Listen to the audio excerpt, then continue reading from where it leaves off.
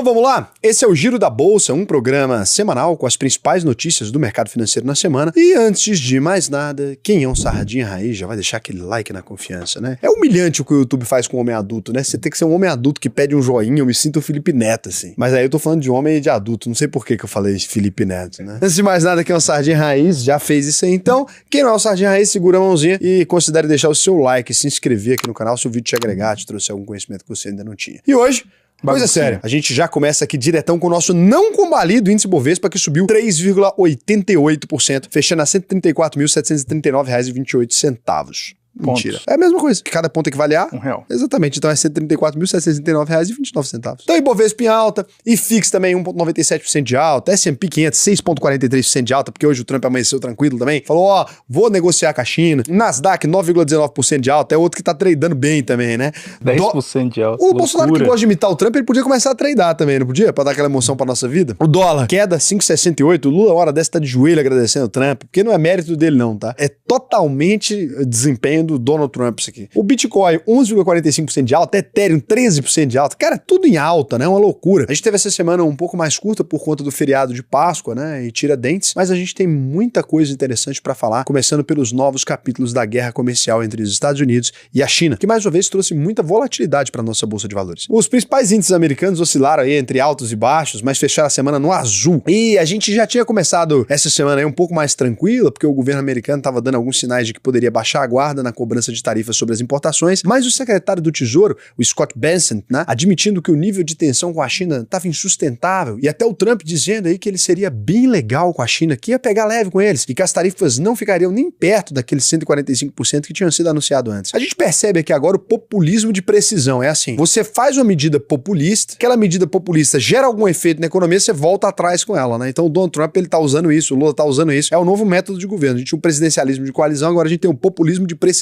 E aí o que aconteceu depois? O próprio Bessent disse que ainda não tinha nenhum acordo com o governo chinês e que estava esperando Xi Jinping dar o primeiro passo. Dá o primeiro passo, Xi Jinping. Aí, na sexta-feira, o Trump disse que tinha feito a primeira reunião entre os dois países para discutir as taxas, mas acabou sendo negado pelos chineses. Essa briga é boa, né? Dois enxadristas aí, um procurando um momento em que o outro vai mostrar fraqueza, né? Quem atira primeiro, explana a posição. É o caso aqui da situação que a gente tá vendo. Quem joga CS compreende bem isso. Às vezes você fica aqui só na mira, não faz nada. O fato é que a imprensa já vinha dizendo que Wall Street já tinha se cansado dessa indefinição, porque como a gente tem falado por aqui, a incerteza é pior até do que uma certeza negativa, né? O mercado vê muito mais o futuro do que o presente. Mesma coisa que a gente está vivendo aqui, né? E daqui a pouquinho eu vou te mostrar aí como que isso está impactando também aqui o Brasil, que está também nesse momento de incerteza, e o que você pode fazer para proteger o seu dinheiro. E enquanto isso, no Jardim do Éden, né, o governo chinês decidiu recuar e não aplicar a tarifa de 125 para alguns setores, como o farmacêutico e o de tecnologia, com a isenção para chips e semicondutores, que são utilizados em computadores, celulares e vários outros circuitos eletrônicos. Percebeu óbvio, né? Tava contratando inflação para suas próprias fábricas. O Trump, infelizmente, não percebeu isso ainda, né? Que é ele que vai arrumar o problema. Já os Estados Unidos fecharam um novo acordo comercial com a Índia para tentar diminuir a dependência da China. E até a Apple já tá querendo transferir sua produção dos iPhones para lá, que são vendidos aí pros americanos e pro mundo todo, né? Porque é tudo feito hoje em dia na China, eles querem movimentar essa fábrica para lá. E a Índia, como a gente vem dizendo aqui há meses, ó, é a próxima China. As Big Techs vêm sofrendo muito com essa instabilidade dos mercados. A Tesla trouxe mais um resultado ruim, com o lucro despencando 71%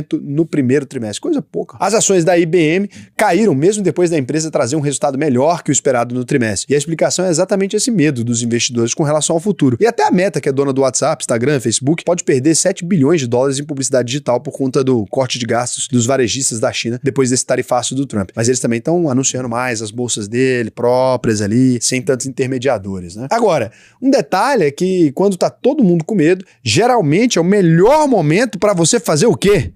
Investir em excelentes ativos. Comprar bons ativos. Então, a gente preparou, inclusive, aqui para vocês, alunos da UVP, vou deixar lá, uma seleção dos ativos ali que estão extremamente interessantes. Se você já é nosso aluno, só ir lá conferir na comunidade, vai sair aí nessa terça-feira. Lembrando que saiu também o módulo de declaração do IR, para você que não declarou seu IR ainda, quem é aluno, só conferir lá, o módulo tá perfeito para você fazer sua declaração sem ter problema. E tem muita gente que vai ter problema esse ano, porque teve algumas modificações bem sérias aí. E se você quiser se tornar aluno da UVP, O linkzinho tá aqui embaixo, né? Tem um link aqui embaixo pra você. Importante você se inscrever aí e preencher pra gente poder te ajudar a investir no Brasil e no mundo inteiro e aproveitar essa promoção. Voltando aqui pros Estados Unidos, uma das coisas que ajudaram as bolsas a subir nessa semana foi a mudança de postura do Trump com relação ao presidente do Banco Central americano, o Jerome Powell. O Trump tinha feito algumas críticas bem pesadas a ele na semana passada e até chegou a dizer que era melhor trocar o presidente do Fed. Mas a repercussão foi muito negativa, o dólar caiu forte, as bolsas afundaram. E aí o Trump acabou voltando atrás e disse que nunca quis demitir o Powell.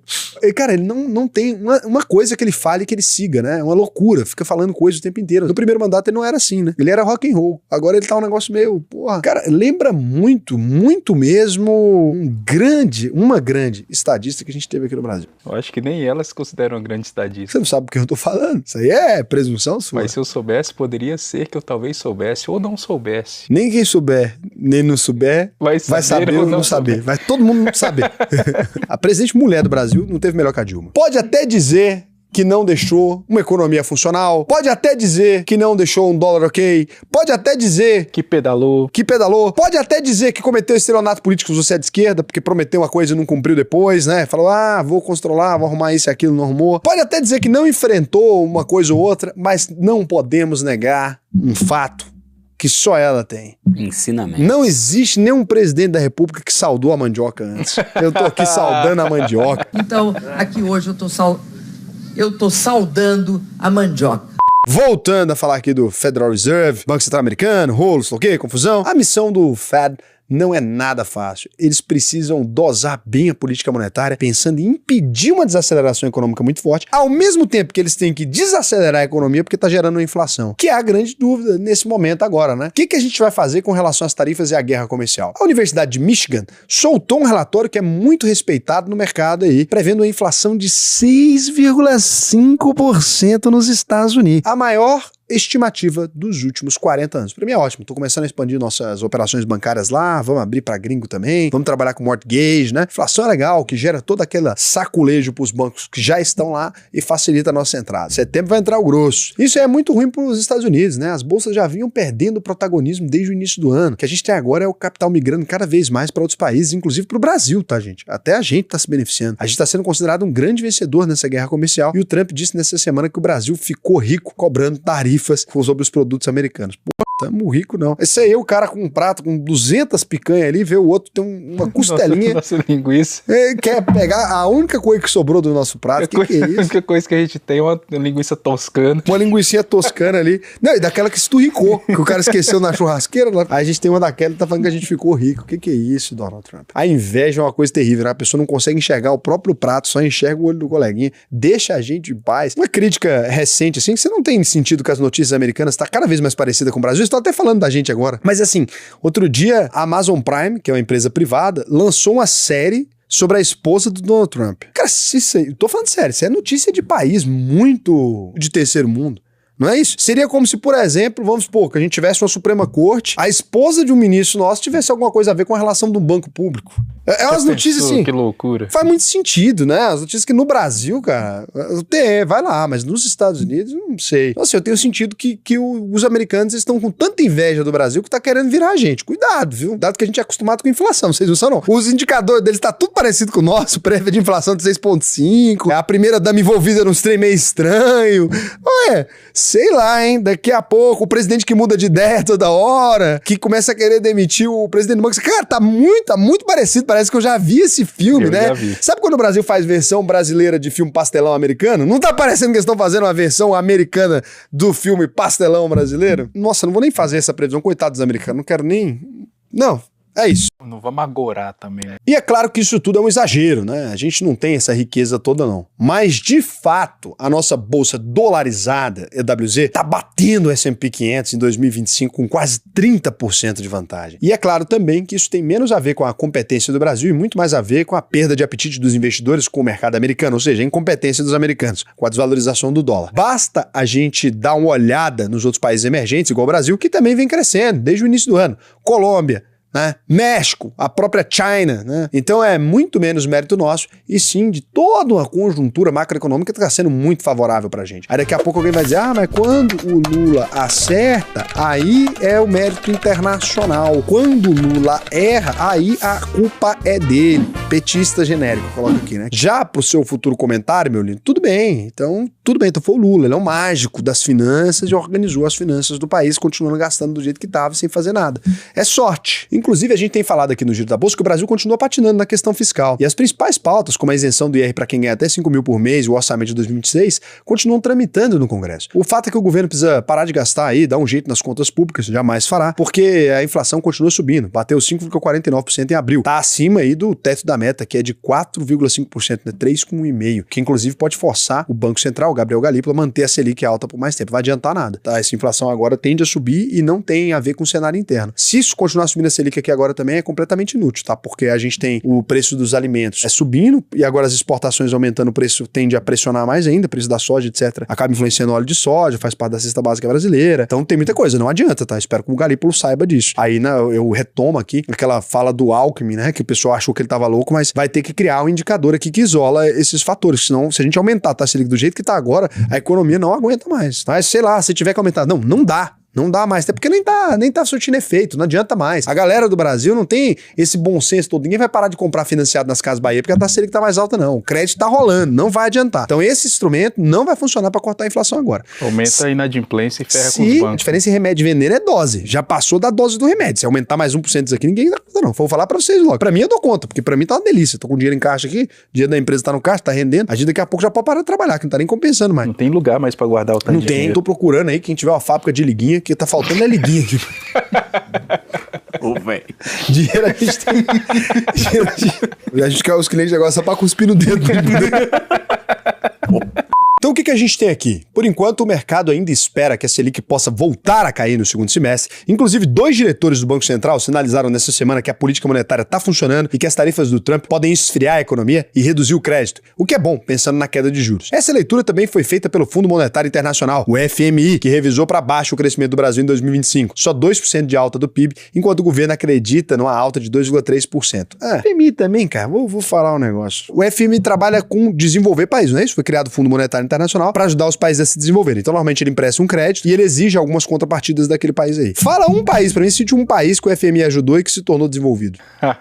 Boa pergunta, eu não conheço. Eu quero um. Comenta pra gente. Uma questão que com certeza acaba entrando nessa conta é o rombo da Previdência, que vai passar dos 300 bilhões de reais esse ano e que fez o Banco Mundial soltar um alerta preocupante pro Brasil continuar mantendo as condições de pagamento das aposentadorias. A idade mínima vai ter que subir para 72 anos em 2040 e 78 anos até 2060. Eu já dizia que há muito tempo que quem tem menos de 30 anos, você não vai se aposentar no Brasil. Mas isso aqui é muito melhor. A expectativa de vida atualmente do Brasil é 76. A expectativa para aposentadoria é 78. Alguém errou as contas. Não, alguém acertou. Quem errou as contas foi você. Isso. Foda quando a gente percebe que não é que deu errado. O plano era esse. Cara, Capitão Nascimento agora. Mas você criou um problema que você nunca vai ter que resolver. Quem inventou o problema tá vivo? Tem alguém que inventou o problema que tá vivo agora? Vai cobrar de quem? Essa questão da Previdência fica pior ainda quando a gente pensa nas fraudes do INSS. Nessa semana, a Polícia Federal fez uma mega operação para combater esses crimes envolvendo o presidente e vários servidores do próprio INSS, que desviaram mais de 6 bilhões de aposentadorias e pensões nos últimos 5 anos. Os números dessa operação são absurdos. 700 policiais mobilizados, 211 mandatos de busca e apreensão, 6 mandatos de prisão e sequestro de bens de mais de 1 bilhão. Falta 5 agora, hein? E quem também tá com sérios problemas com a justiça é o ex-presidente Fernando Collor, que teve a prisão decretada pelo STF depois de esgotar todos os recursos no processo de corrupção e lavagem de dinheiro no âmbito da Operação Lava Jato. Ele foi preso, condenado a quase 9 anos de prisão em regime fechado. Vai sair daqui 2 semanas com a tornozeleira no pé e voltar para a mansão normalmente. Abraço, Sérgio Cabral. E tudo isso faz a gente lembrar que o Brasil é um país complexo e que se você não entender esses contextos para investir do jeito certo, você se lasca. Não quer se ferrar? Não quer ir de Goiás? Nem de futebol entendo. O que você pode fazer? Pode vir aqui, alvp.com.br, clica no botão Faça sua análise de perfil, preenche o questionário, né? Pra mulher tem que ter referência também, né? Não quer ir de maquiagem da Virgínia? Preenche o questionário aqui. Não fala assim da Virgínia. Ela é cliente do escritório concorrente, tô nem aí, não gosto dela não. Preenche o questionário aqui até o final, responde aqui bonitinho.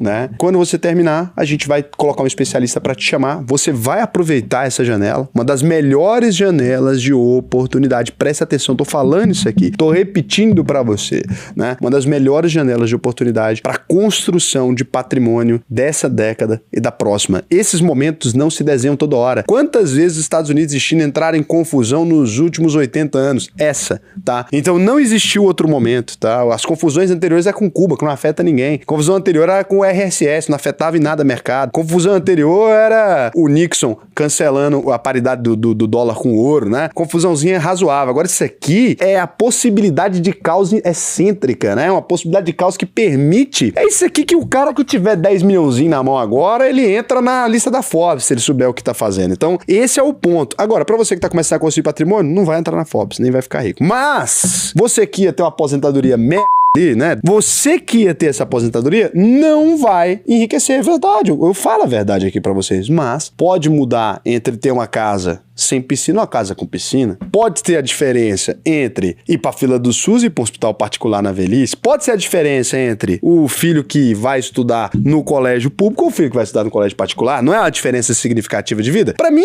eu acho que vale a pena. Então, se você quiser ter a chance de fazer isso e ganha mais de R$4.500 por mês, putz, pode entrar aqui que vai ser um prazer te ajudar a investir. Se você ganhar mais de 100 mil, pode clicar também, mas aí, meu lindo, aí sim, aí você vai ficar rico sim. Então, você que ganha uma grana boa, dá pra fazer muita coisa. Você ganha uma grana pequena, a gente vai tentar aproveitar pra você essas janelas de oportunidade. E lembrando do compromisso da UVP. Entrou na UVP, concluiu, emitiu seu certificado. Raul, não funcionou, te conheci agora, né? Não rolou pra mim, não deu certo, não me habituei. Tem gente que não se habitua. A gente devolve 100% do seu dinheiro. Agora, por que a gente consegue fazer esse compromisso com relativa tranquilidade? Já se perguntou? É porque além da UVP, das aulas, a gente tem agora cartão de crédito, conta no banco. Aí o cara antes, ele podia até mentir, né? Ele falava assim, não gostei, pra pegar o dinheiro de volta, que ele assiste a aula, ficava com o certificado. Agora, quando ele fala que não gostou, ele tem que fechar as contas, tudo. Não gostou, então devolve pra cá, não é isso? A plataforma é fechada, então, não gostei, então tá bom, dá pra cá. Fica sem cartão internacional, sem conta corrente em Miami. É foda.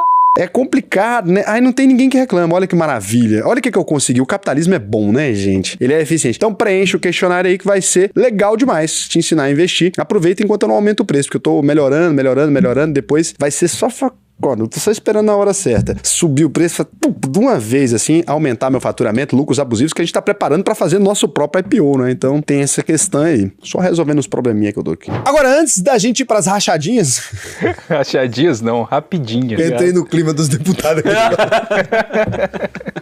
Bom, a gente teve aí uma semana com um pouco mais de calma na política, porque o Lula e os presidentes da Câmara e do Senado foram para Roma participar do funeral do Papa Francisco. Ele morreu aos 88 anos, teve um papado marcado pela simplicidade, pela justiça social, inclusive se contrapondo em alguns momentos, né, a algumas tradições morais da igreja. Ele também deixou um legado de transparência nas finanças do Vaticano e não deixou nem um centavo de herança, né? Ele doou tudo, 200 mil, os últimos 200 mil que ele teria para deixar de herança, e também ele poderia ter ganhado vários milhões, né, nesses últimos períodos aí, porque ele não aceitou o salário do Vaticano. Não quis habitar também a casa principal, né? Ficou num quartinho ali super pequenininho. Realmente, cara, um cara que carregava mesmo a simplicidade e doou todo o dinheiro dele pra um presídio, sabia? Os 200 mil reais ele doou pra um presídio antes de falecer. Então ele não deixou nenhuma herança. Fica aí os nossos sentimentos pela partida do Papa e nossa solidariedade com toda a comunidade católica e esperamos que a gente tenha um novo Papa em breve. Agora sim, é a hora das rachadinhas. Notícias rápidas e irrelevantes, tá? Não é. A Vale trouxe um balanço dentro do esperado. Muda o que na sua vida isso aqui, por exemplo? Então, já que elas não são irrelevantes. É conhecimento.